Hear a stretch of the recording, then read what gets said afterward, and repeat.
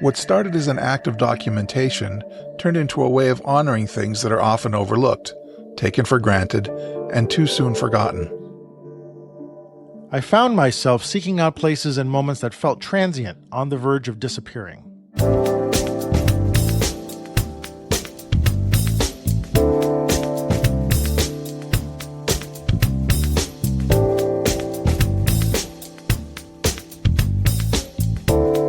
Hey, welcome to the Street Shots Photography Podcast. This is Antonio. And this is Ward. And this is episode 239 for area code in southwestern Florida, serving cities like Fort Myers, Naples, and Cape Coral. Fantastic, South Florida. We're gonna do this. Nobody's I don't told know us when are we to gonna stop doing this. Yeah, exactly. No one's withholding their membership yet. Yeah, but see, now we're learning something. The show, at least, if anybody comes away from the show, at least they'll learn what area code 239 photography is. And a little bit of geography. It's what it's all about. Yeah. So, welcome to what are we in the end of September? We're September 2025. That's crazy. This is already. I'm already here in Lincoln for 3 months, and it feels. I don't know if it feels longer or shorter, but it's weird to think I'm spending, the fall in someplace other than the East Coast. So it'll be different. It'll be cool, and it'll have its own charm. It'll be nice. Yeah, it will. Yeah. Are you got leaves changing yet where you are? Oh yeah, leaves have been changing for the last 2 or 3 weeks. Yeah, and temperatures have been going down at night. Yeah, it's been fine.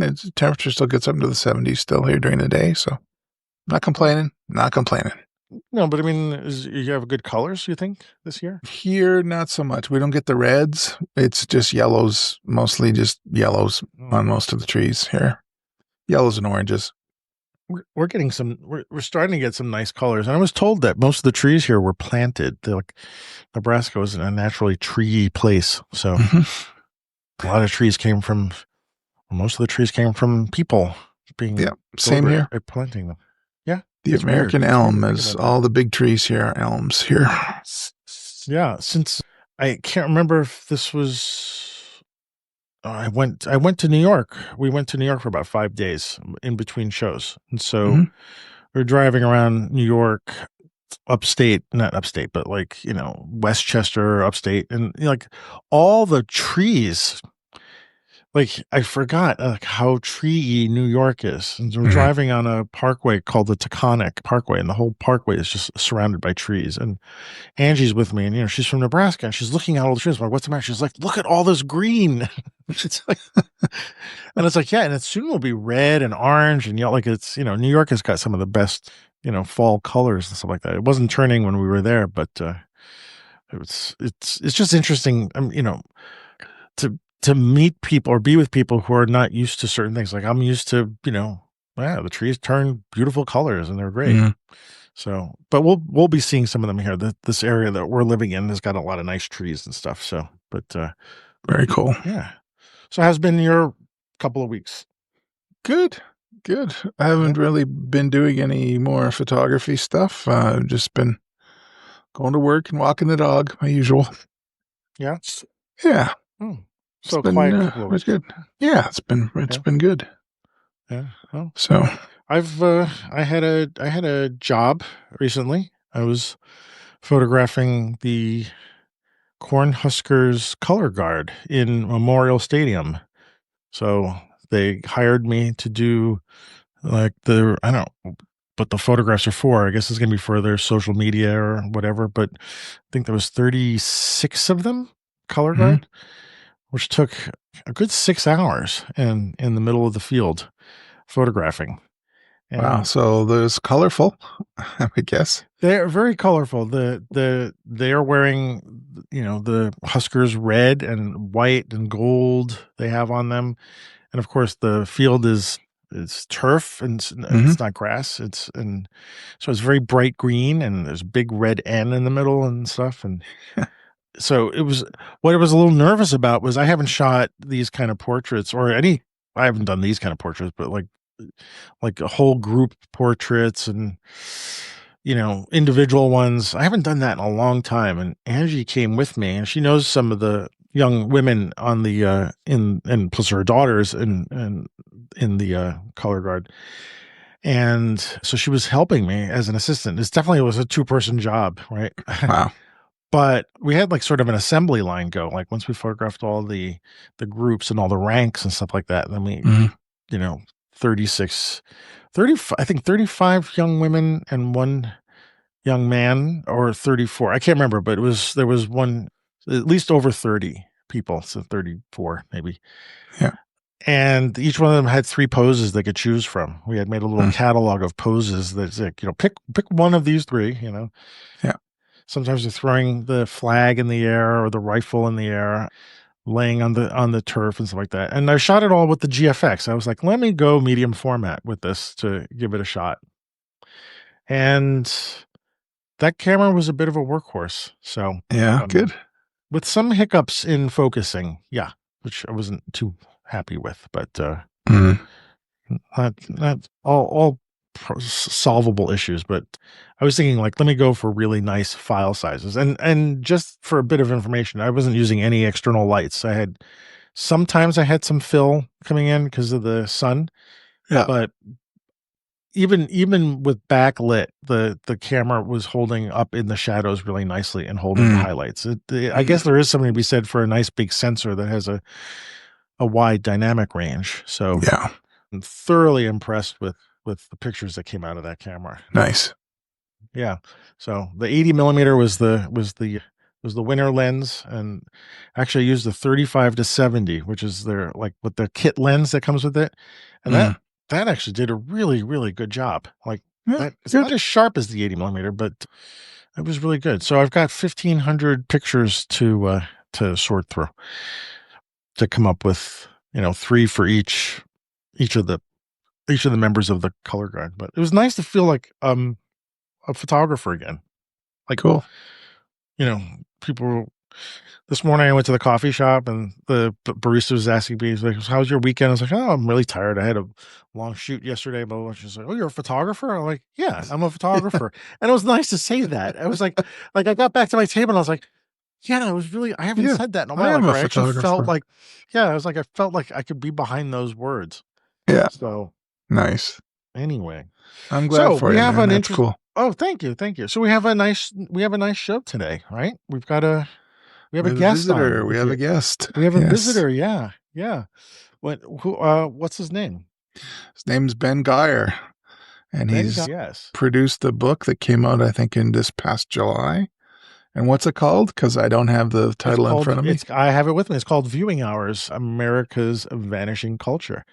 And we're about to get into a conversation with him. So, Yeah. shall we just get to it? I think we should. Let's go. All right. So here's Ben and me and Mort.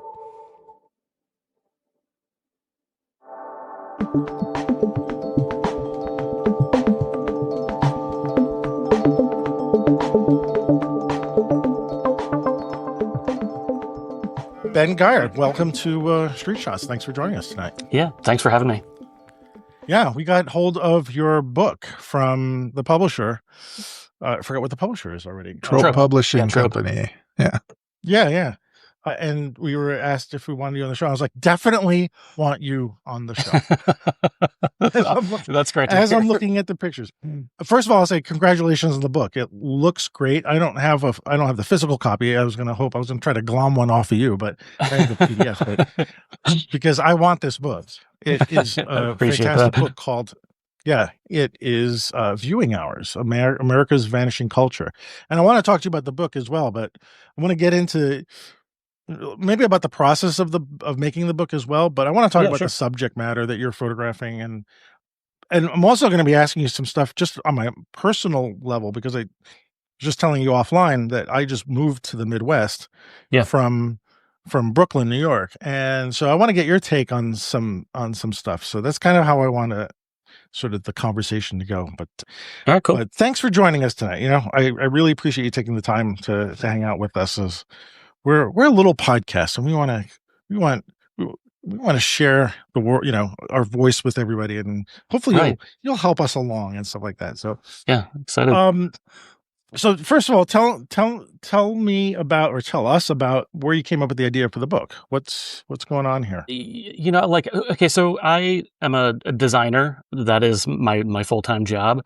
I've always been into photography. It's actually a huge portion of what I do as a profession as well. But I have always just been really into design. So, the idea from the book came about when it was actually during COVID. I I was watching all these old movies that I really love, like Paris, Texas, and Nebraska, and they have all these incredible neon signs like throughout those movies. And some part of me was just curious if they still existed. So I started venturing out during COVID. It's like a great time to just get out of the house and like drive around because, nobody's on the roads, not in the car with anybody. It was a good time to just kind of like venture out and, explore the Midwest.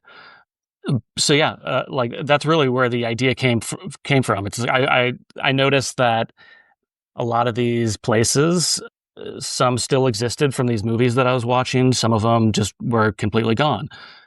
So to me, it was like the more that I started to document these places, I really wanted to make sure that like I was getting to all of them before they were disappearing because they're disappearing so quickly. But the design portion of what I do, I feel like because I'm a designer, I'm so intrigued by the style behind a lot of these signs and theater facades and all that stuff. Did you go looking for places that were in the movies?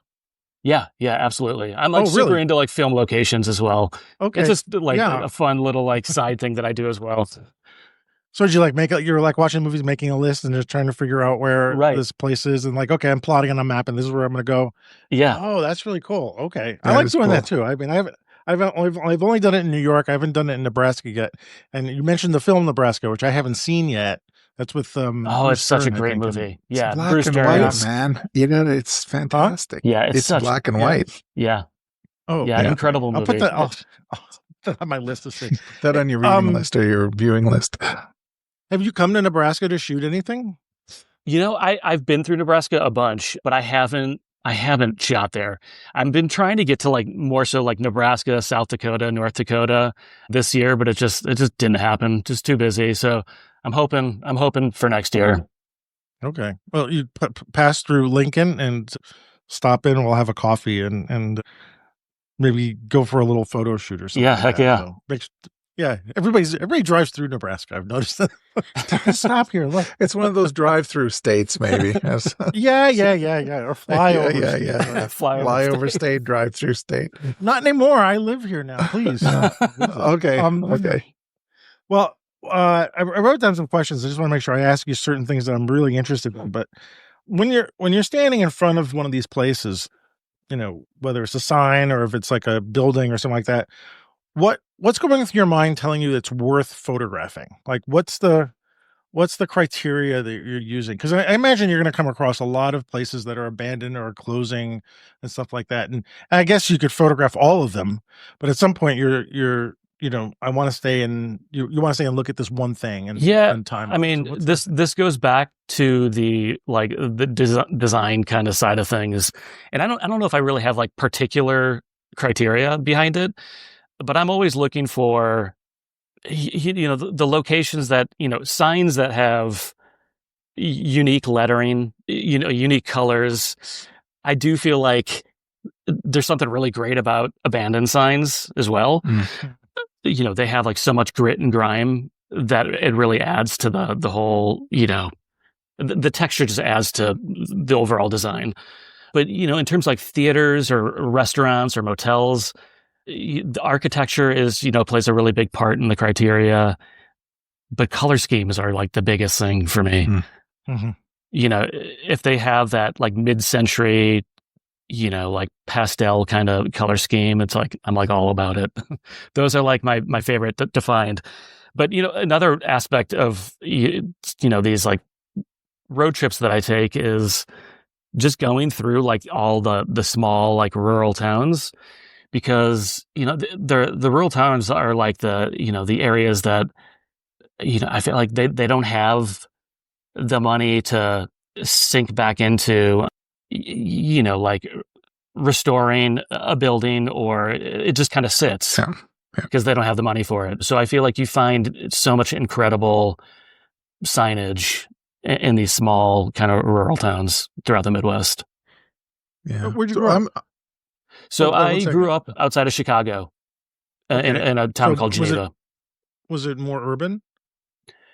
Yeah, I mean, we really like it's so funny. It was more rural, like when I was a kid than it is now. Mm-hmm. But it just didn't have.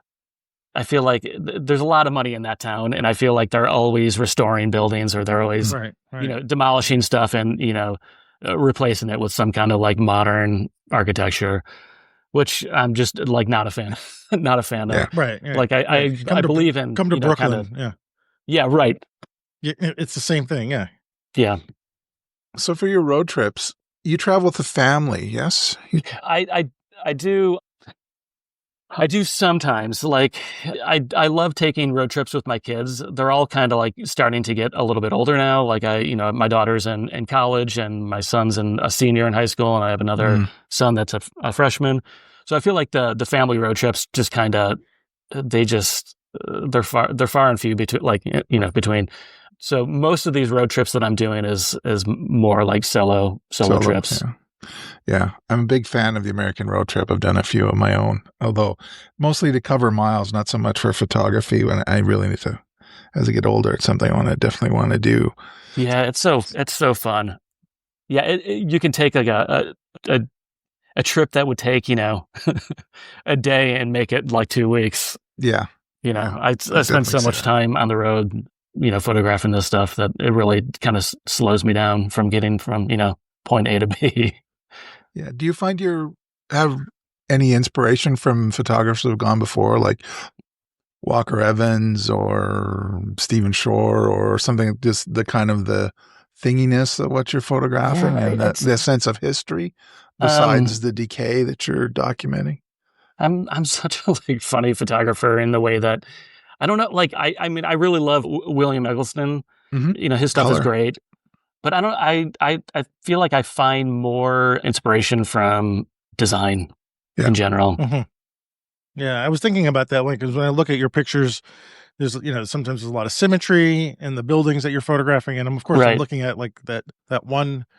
I just scrolling through, and I was thinking about this, and there's that one shot of the Kewpie diner or something like that, and I'm looking at that and thinking like the Kewpie figure, that little baby, and the way that building is designed. I was like, yeah, that would appeal to a designer. I mean, it would appeal to everybody, but I could just imagine that's how you're approaching it. So you were mentioning, or I read in some of the stuff that I was looking, researching about you, that you started off with 35 millimeter film and then you switched to digital. Yep. What made you do that? Was it more of a economics thing and just a look thing? So growing up, when I shot 35 millimeter, it was more so, I mean, digital just wasn't a thing. And, a lot of the photos that I was shooting they were more so like, I grew up playing in bands. So it was always taking photos for, album covers and flyers and, just promotional shots for bands. Mm-hmm. So that was kind of like my entrance like into photography. But I feel like as I started to get more into photography in general, it was more so like just trying to include it in my design work, and I just felt like digital was such an easy transition. I can work so quickly shooting digital and then incorporating it into my designs and and layouts overall. Yeah. And it makes sense.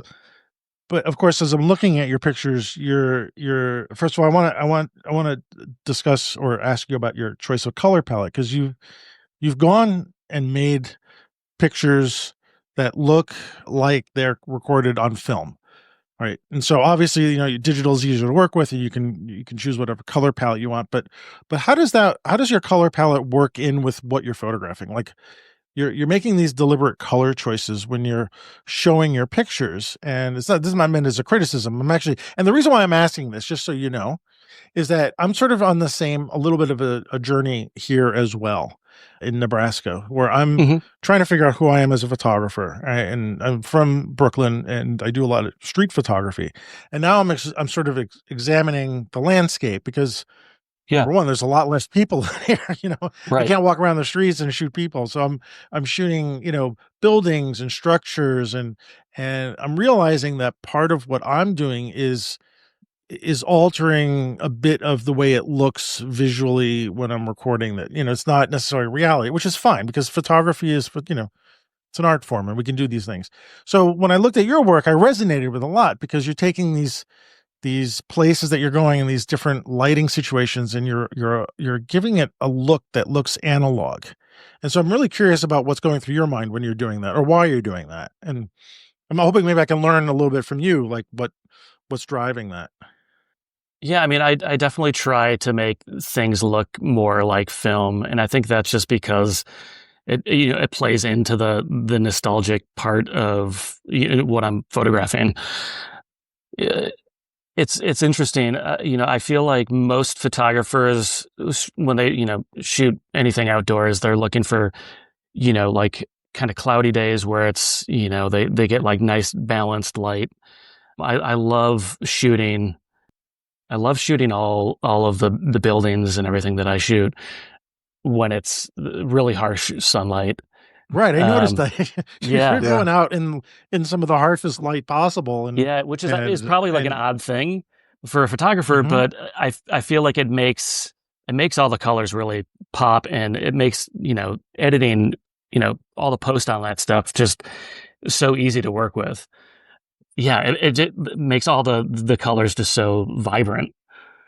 I'm not sure like what else I could say about like color schemes. I feel like there's definitely like certain colors that I like to make the sky look like, but all the buildings I'm just hoping for like finding good locations. Mm. And uh, I don't know. I feel like that's what I spend all my time doing is just kind of hunting down these places so that even before I get there, I have an idea of like what I want out of the shot, just based on like the Yeah, the colors and the design of the building. yeah, Yeah. yeah. Maybe if we I could mean, talk a bit about, sorry, or you had a go ahead, question. go ahead. Sorry. Was No, just go ahead. about the design of the book. And you did design the book as well. Yeah. Like that was your, okay. Or yeah, we kind of went back and forth, but yeah, I had like a lot of say in like the overall design of the book. So it is divided up into subject matter, right? Motels, theaters, signs, that sort of thing. Yeah. There's definitely aside from your clear passion for the subjects as you're shooting them, do you think, I guess I'm just asking why divide them up? Was it like a topology? Like here are all the theaters I saw. Was it just a way to organize the book or I mean, it was a way to organize the book, but I think the biggest thing that I wanted the book to feel like it was you're kind of like on a road trip, Mhm. and the chapters were kind of an easy way to give insight to the places that stick out to me, Right. like the types of places that stick out to me. Sure. Like within a road trip, it's like you're always stopping at like motels and roadside restaurants and I mean just service stations and gas Get stations and just all that like really incredible kind of nostalgic places. The book spans how much time? So I think it's a total of 9 years. I mean, when I first started like shooting this stuff was back in 2017. I really had no idea I was going to do a book. It was more so I was super into abandoned photography.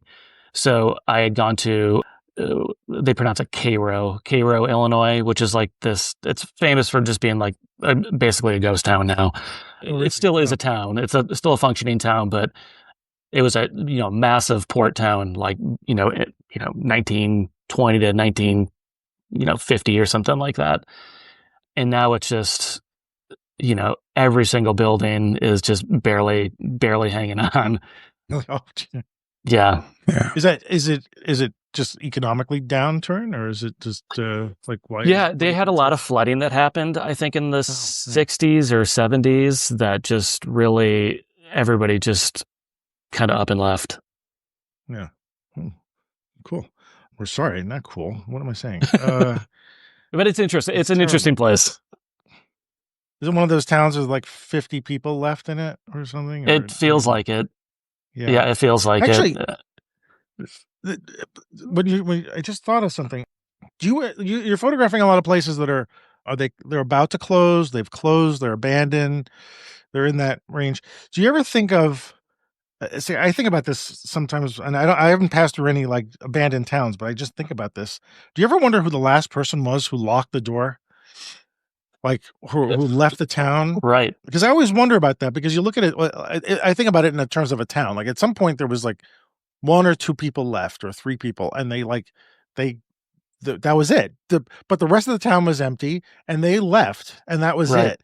And so like a lot of these places, there was the last person who locked the door, right? And walked Yeah, away absolutely. and then like left it abandoned. Do you ever think about those people or like what do you Yeah, think like, about? and back when I used to do like more just specifically abandoned photography, one of my favorite things to do was like if I found an abandoned house was you try to research the history, you try to figure out like the Mhm. stories of how it kind of ended up that way.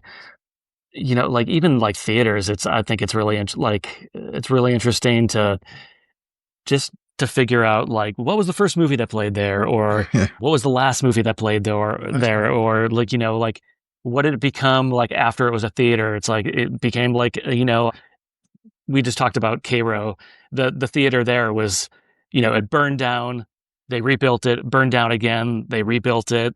It was open for another 20 years or something like that, and then it shut down. It became like a video rental store, Mm. and then it shut down again, and it's been that way for the last 30 years. So it's just Wow. like some of these places have like the craziest history, and I love that. That is another aspect that I love just trying to figure out. Do you do any writing about these places? Like when you There's stuff some of or it in the book. yeah. I have a hard time writing about some of the abandoned houses because it just starts to get down this road of like how much information do you want to like reveal about the place because Right. people are so awful about finding these places, like hunting them down, and then kids Yeah. vandalize it, and I just would feel guilty, Yeah. guilty if any of that Yeah. happened. Yeah, Yeah. I also kinda meant, like, maybe for yourself, though, like, in like, one of the things I do is I tend to write down I have a photo journal, and I like, I'll put pictures in there, I'll just write my own thoughts about the stuff, and just for my own personal things, like, yeah, I wouldn't Okay, wanna that's cool. publish I wouldn't wanna publish that stuff, actually, but, uh, yeah, Ward, go, you're next. Yeah. No, I was thinking We're doing about tag team here, the yeah. history thing, the history aspect. Now that you've done the book, designed it, put it all together, sequence it, which I know is a fun and frustrating process. And it's out there. People are buying it. It's cool. You're getting some good press about it. How do you feel about sort of the history of things now that you can kind of look back? You've captured these places in time. At least in the photographs, they're not going to decay any more than they are from when you captured them. Do you feel any kind of responsibility or, I don't know, an idea that you're participating in history kind of thing, like this big picture stuff? Like had a Uh, chance to think about philosophically, like all the miles you covered, all the places you've been, all those sunny days where you stood there with a sweaty forehead with the camera to your face, all that kind of stuff. Do you reflect on that? Is that something Yeah, you've I mean, done? Like, a little bit. I mean, I guess I haven't thought about it so much in how I'm participating in history, and that is a unique idea. But I do feel like this kind of like obligation when I started photographing these places that I needed to continue to do it, and I think it was more just like a personal goal. Is that I sometimes I see photos that other people have taken of a place that I feel like such a strong connection to, mhm. just because I think it's the design of it is so like perfect and beautiful that I need to get there. And there's been some that I've missed out on because, I just didn't make it in time. They're gone now. There's some that are in the book that are also gone now. So I do think that is something that drives me to photograph all this stuff, is just trying to, and that's why I called it viewing hours, the book viewing hours, because I just feel like this obligation to like pay some kind of like, respects to like these places before they're gone. Yeah, and you're in good company. I'm sorry. I didn't know you had to follow up. Go ahead, Warren. No, it's just kind of following on from that, when Mark and I did our book, we were trying to think of the viewer, the reader. We didn't want to make some, mistakes in terms of subjects that didn't work or weren't strong and all that kind of stuff. We wanted to evoke a feeling in the viewer if we could. And I'm just wondering how you feel about transmitting the nostalgia and the sadness and those aspects, or that you're feeling when you're shooting. If you want people to feel the same thing or come up with their own ideas or just appreciate what it is that you've been shooting. Yeah. I think, maybe it's funny to say, but I think the biggest takeaway that I really hope, it's not so much like a feeling, but I really hope viewers want to take a road trip. They can appreciate, I do think that America's kind of gotten to this point where our architecture is like so disposable. Like it doesn't matter. We build like junk signage, like junk architecture, because if the business doesn't work out, they'll just tear it down and then they'll build something new. Yeah. I think it's important that we kind of, what I've been trying to do is document these places so that there is some kind of historical documentation, these places, because I do think that they matter. It is, the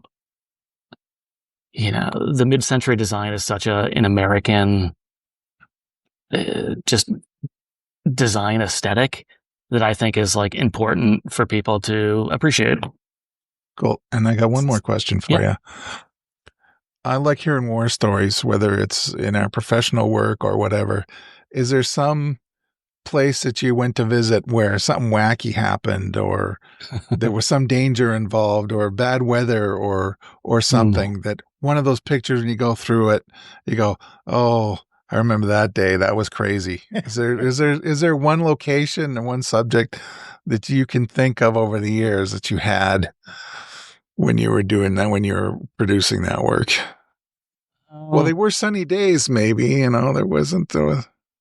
Yeah, not so much about this stuff. I feel like everybody I meet, like in these situations, they're always like such positive people that they like. They love that I'm like in their town and taking photos of like this stuff. I have like weird stories when it comes to like, when I started doing the abandoned stuff, because like you're on property that like, they don't want you there. So it's just like nonstop. That's partially why I stopped doing it. It was just because just really sticky, like hairy situations with like, property owners and stuff. So I just stopped doing it. It wasn't worth it to me. Or falling through floorboards. Yeah, definitely happened. Definitely happened. Yeah. What I was going to say before was that first of all, actually going back to what Ward was saying about this idea of the place that you're in history and what you're doing. Do you ever get the sense of like you're pushing up a rock, up a hill, and it's rolling down? Like by photographing all and trying to preserve these they're going to get knocked down eventually or something like that. And I know I share some of your ideals, I think, of old places. I'm living in New York. Yeah. Watching New York, New York is shifting all the time. And I grew up in Manhattan, and I lived in Brooklyn. And every time I go back to Manhattan, I go back to my old neighborhood, or just like, and things have changed. I've knocked down all the old lofts and put up these 40-story, buildings, and there's no caring about the history of anything. It's just, let's pack things in and make things new. When I was in Brooklyn, it was a little less of that where I was living, but it was still happening.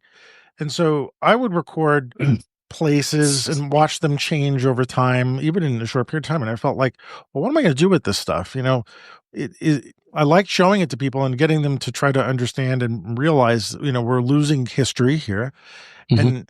And, it's been pointed out to me like, yeah, well, that's been happening for thousands of years. This is just one of the things. But like, do you get the sense that you're pushing up a rock up a hill and it rolls down every time? Like you're trying to, because you're putting in all this effort to these great Right. places that should be seen and should be, a lot of it should be preserved because it's beautiful. We don't, like you said, we don't make things like this anymore.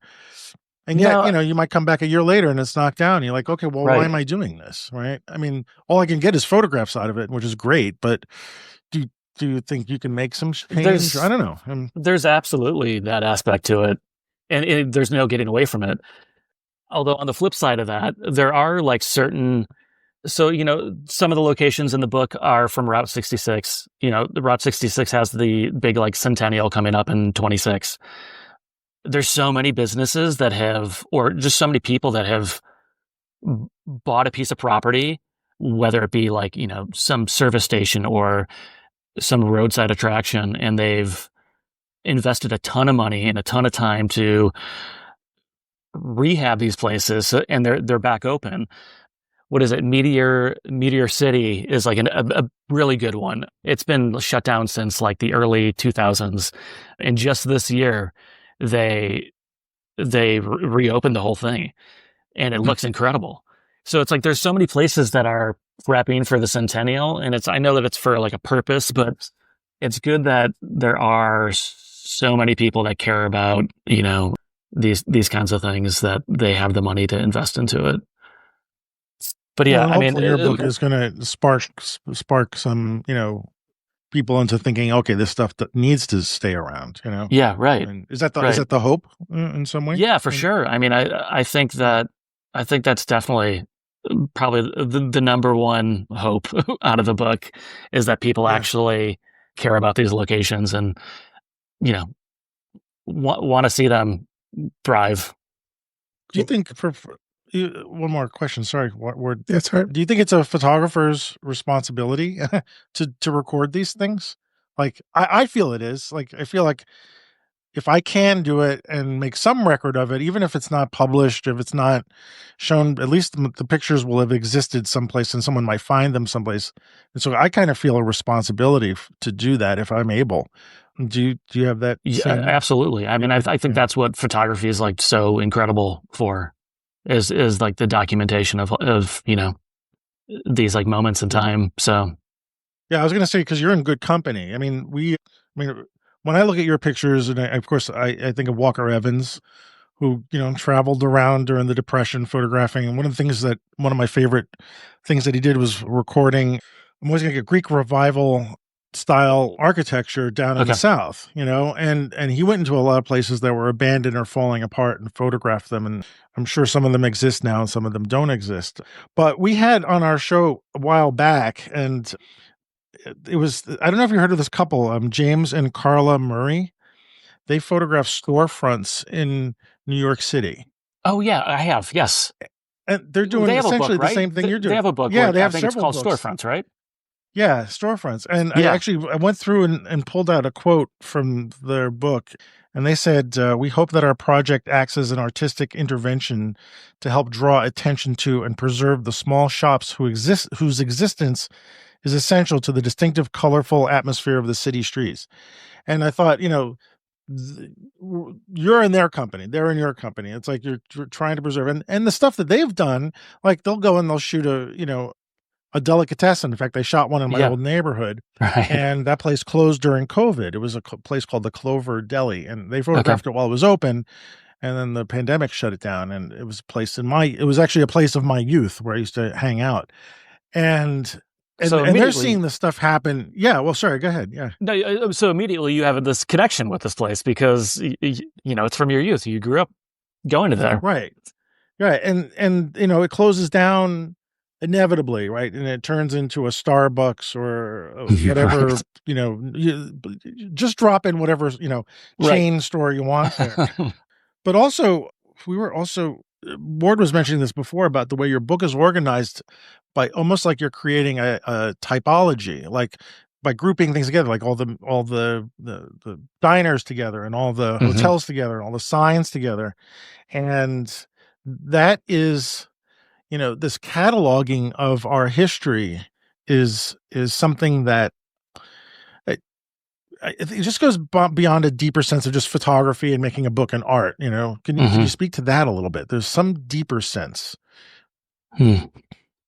Well, okay, so you said cataloging, and I feel like this is something that I've kind of always done, and this is a little bit of a tangent, but when I was 14, 15, 16, the biggest thing in my life was like music.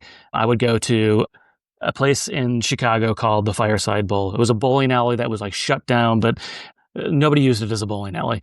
But they would hold all ages shows there every single night, and you could go there and watch 6 bands in a single night.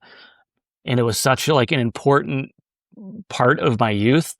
And every single show that I went to, I would bring like a Sony like Handycam, and I would film every single band. And I started like an account like years ago, just called the Fireside Tapes, and it was all just like small like 8mm like analog tapes. Yeah. And I posted those, and like people have this connection with this place, and I just feel like it started this like obsession for me, where I was so obsessed with cataloging things. And I do kind of feel like the viewing hours is in a similar thing for me. It's just, I love, kind of categorizing these places that I go to, because they feel like such an impressive collection that way. Is that the kind of photography you like to look at? Oh, sorry. Wanted to follow up. Is that the kind of photography you like to look at too? Like the stuff that I shoot? Yeah. Well, or even just like catalog photography, or even like, I mentioned Walker Evans. I don't know if you've, seen his, I talk about him. I think he's one definitely, of my heroes, but it's definitely a type of, I think it's, when you look at stuff that's cataloged like that, I think it's much more, when you look at like a photo set, like all these theaters side by side, it's so much more impressive, because it seems like there's a consistent theme throughout everything. So yeah, I do enjoy seeing other, like you just brought up, I forget their name, but the couple that created the Storefronts book. I mean, that's such an impressive, like, documentation catalog of all the New York, storefronts. It's so impressive to look through that. Well, my question was going to jump back to the music, because you were talking about the music, and then that. And I think you had mentioned either in an interview with your publisher or in the book that you have kind of a soundtrack when you're shooting to help you get in the zone. Yeah. Is there a soundtrack to this book? Is there some music you could recommend we listen to as we go through the pages? Gosh, yeah. So yeah, there's one artist that I like, especially there's one artist that I listened to just nonstop when I was photographing all this stuff, and his name is Hayden Pedigo. He's just an acoustic guitarist from Amarillo, Texas. Very reminiscent of John Fahey, if you guys know who that is. Just really, really incredible, kind of Western-ish, like acoustic guitar. But the music screams like Americana, like the same way that, all the imagery does. Very cool. Yeah. So I'm going to go to me now. Yeah. Just because, no, that's fine. I mean, so I told you I moved to Lincoln from Brooklyn just 90 days ago. Okay. And like I said, I've been sort of exploring what my photography is going to look like here. And actually yesterday I photographed the Huskers color guard in Memorial Stadium.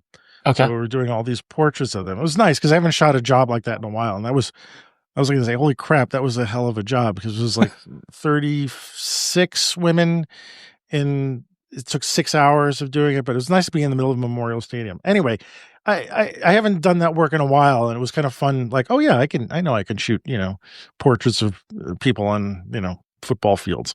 Yeah. But I'm still trying to figure out what I'm doing, like what's my own work, like what's my voice. And so I've been going around photographing buildings here, right? There's a certain style of architecture, which I'm sure you're aware of, being from the Midwest. It's a lot different than New York.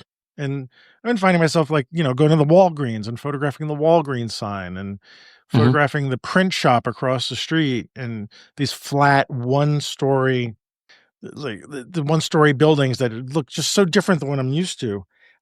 But they don't carry nostalgia to them, right? Because it's not I'm basically photographing what's around now, right? Yeah. You're photographing something in the past, but do you think there's any kind of value in giving the same attention to That's things that are around well, now that you're doing for stuff that's in the past?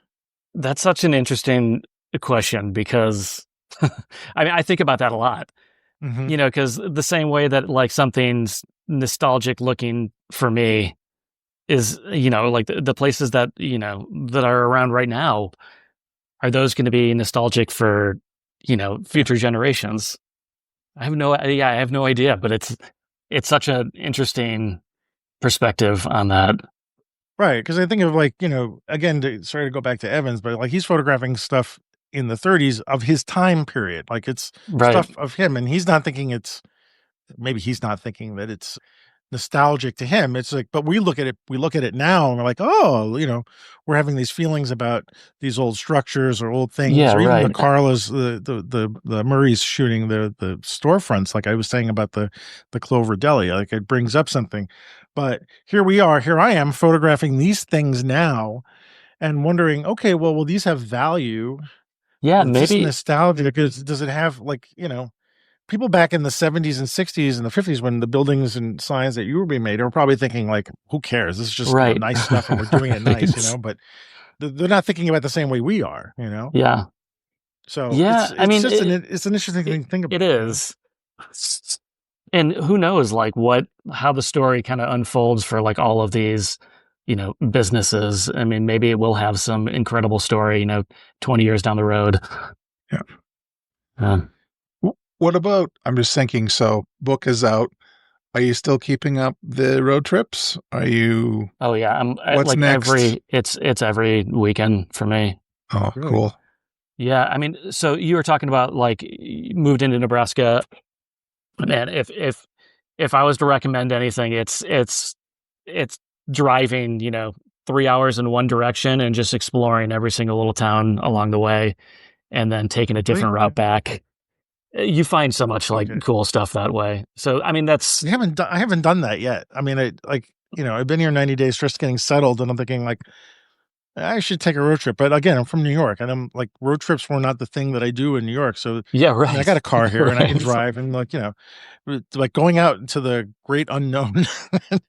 But what would you suggest I seek? And not like specifics, but like if I was to sort of, decide, okay, well, yeah, I'll take Ben's advice and hop in the car and, I can't get lost these days, right? Because, it's GPS. We'll just drive but what would you think what would you suggest Well, so, I I would mean, look for? for me, it's finding those, like, I keep on saying it, but, like, the small, like, rural, like, towns that, they don't have a big population. I feel like every single time I hit one of those, I find something unique, whether it be just, an old sign that I find like just, cool looking. The design of it's cool looking, or ghost signs are like a big thing in all of those towns. So I feel like you always find like little like gems throughout all the small towns. It's really like my favorite thing to do. I usually plot out, I keep like a Google Maps, and I just pin everything. Like a Mm. virtual pin board, yeah. Yeah, I pin You should put a everything. big So you should put a big American map on your, actual stick pins in it. yeah, right. Do it the old-fashioned way. You're already for but let me ask you this though.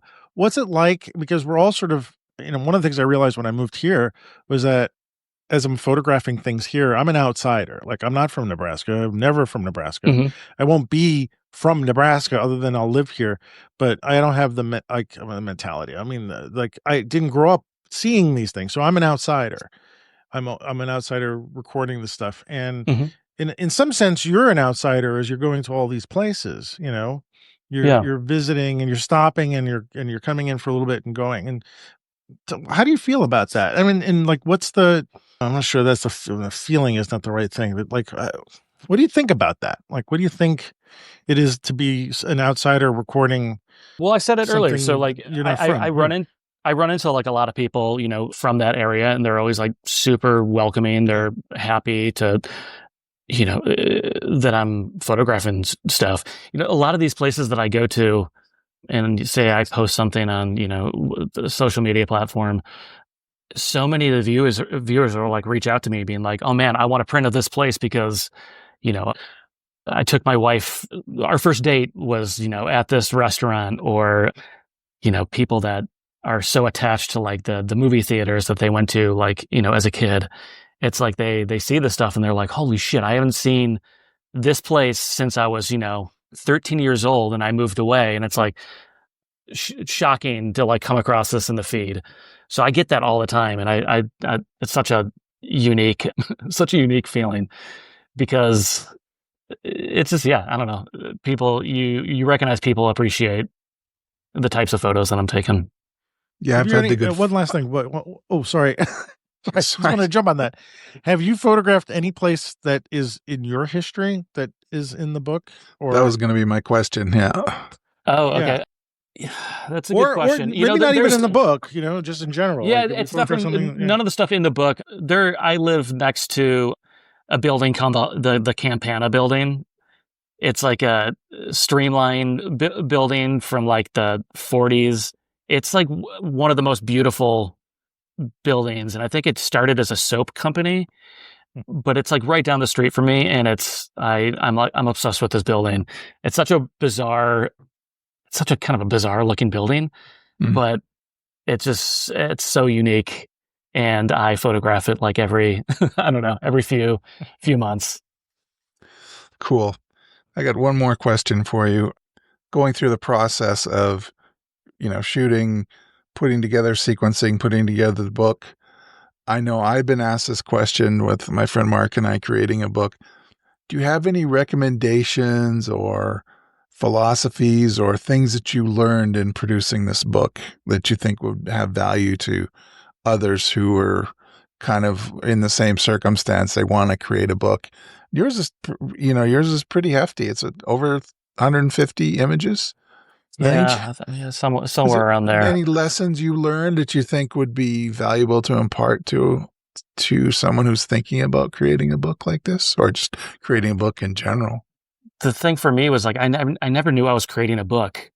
Mm. When I first started photographing all this stuff, I was so passionate about trying to document all these places. Right. So when the publisher reached out to me, I was like, hell yeah, I want to do a book. But for me, it was I had a hard time editing myself. Mm. Like, what would those chapters look like? Like, what story do I want to tell? So, I don't know. It was, So yeah. did you have outside help? Did you have an editor or someone you trusted? No, I mean, I worked with the publisher like quite a bit to really kind of get to that spot. I didn't want to do a Route 66 book, but I'm so obsessed with Route 66. And they, one of the big things is like they were like adamant about was like, we're not doing a Route 66 book. So it took me some time to kind of really think through like how I wanted this to really come together. I know that's not like a great answer, but no, it's a great answer because I think a lot of people think I got a bunch of pictures. I'm just going to go put them in a book and have them published. And it's never that. Yeah. It's never that. Yeah. I mean, it took me a long time to kind of curate everything that's in there. Yeah. And even like when they were like, all right, let's do a book. Do you have enough photos? I'm like, oh, I definitely have enough photos. But I still found myself being like, oh no, I need to go shoot this and I need to shoot this to really round out this section or this chapter. Mm-hmm. So it was kind of an ongoing thing. The publisher find you in the middle of this process? Like you were, like you didn't have all the pictures already done when they came to you. You were like, I'm going to do more and stuff like that. Yeah. So they approached me, and we settled on an idea of like, we're going to do some kind of retro, kind of architectural book. We just know it's not going to be a Route 66 book, which I was like so fine with because there's too many out there. Yeah. So yeah, they kind of came to me like in the middle of, I don't know. I just really hadn't thought about it before they approached me, and then it just I felt like I couldn't just be like, all right, it's done. Like I had to keep on like shooting more. They found you on Instagram or something else?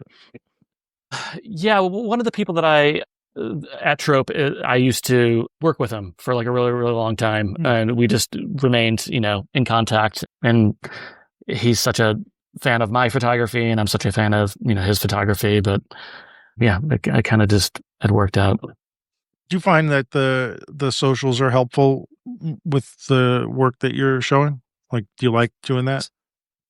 Yeah, I mean, I think I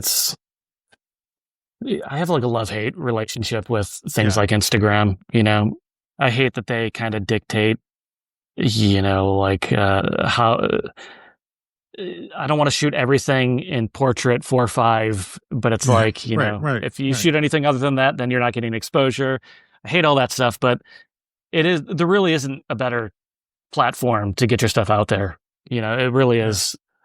I've like started to gain such an audience, from Instagram. So, I sell prints, tons of prints through Instagram. So I feel like it is really a great promotional tool. Yeah. I mean, you look at your book and you've designed it in such a way that pictures have different sizes and their relationships to each other. You have them side by side, they relate to each other, or you have them a few on the page and they relate to each other. That doesn't really happen on Instagram, where you have to view a picture this big, one by one. Right. And so your viewers sort of have a different relationship with your work. What I like about books in general, and also what I really like about your book, is you've had that sense of design. You're placing things and you're in control of how the viewer is going to see it. The pictures are grouped together. There's chapters and stuff like that. And I guess that maybe let me make this the final question so we can let you go for the night. But do you see the future of maybe your photography or other photography like in printed in books, or are we going to be just going back and looking at things on this? And for me, that would be unfortunate because I have an addiction to photo books, and Ward got me started. I do too. I got him started on the photo book addiction. I have a library down in the basement now, and I have to add your book to it too, for sure, because to me that's the way I think. I agree. Probably one of the best ways to experience photography. I would love. What are your feelings about I would love to keep on doing photo books because I absolutely agree. I'm obsessed with photo books, and I feel like that is the way to view photos. I hate the phone. But it's the phone is practical. So I feel like that won't go away. So yeah, I mean, I have so many ideas for like future books that I'm excited to keep on going with it. So if I can talk Trope into doing another book, I'm all for it. Yeah, well, when you do another book, let us know because it'd be great to see what you're doing. Sign me up, Ben. Sign us up. Yeah, actually, are you doing any kind of like photo like groups and walks or tours or talks or teaching, or like does that appeal to you? No, I mean it does appeal to me. But these places, I would love to do a walk. I think that would be so fun. I don't know exactly where these places are so spread out. Like I'm not sure like what would be. But Chicago does have so many great signs and architectural buildings, and so maybe that's a future thing. I think what you're also leading towards is documenting anything that is like could be temporary or not be here. Like not just the nostalgic buildings or mid-century stuff, but anything that we feel is not going to be here forever. And whereas or you're covering any of those places that people have a connection to. Yeah. And so I can see you being very good at like bringing about that, and it wouldn't have to be on a Route 66 tour, but in Chicago of all places, certainly. I would think that it would have some of the same issues as New York and stuff like that. So I sort of charge you with like getting out there and trying to send your message. I mean, through your book, certainly, hopefully through this show as well, certainly through me, but like get people to start to look at these things and document them and record it, because if they're not going to be around forever, it's up to us to, make sure there's some record of it, Yeah. Go for it, man. All right. Yeah, anyway, Ben, it's been a pleasure talking to you. I wish I had 2 hours to talk to you, but your book is called Viewing Hours. Viewing Hours, America's Vanishing Culture. It's from Trope Publishing. It's on Amazon, yeah? If people want to get it? All right. I'll put a link to that in the show notes. And where can people find you in this world? Pretty much on like Instagram, so Ben Geier Photography on Instagram, and then bengeier.com for if you wanted to purchase like any kind of other prints or, You're selling photos. Yeah. Cool. Yeah. All right. And as soon as I get a chance, I'll order your book. So. All right. Thanks, guys. I must have that on my shelf. And when you do your next book, let us know. I'll have you on the show again or something like that. Or if you want to come on the show and talk, so we'd love to have you again. So yeah, sounds great.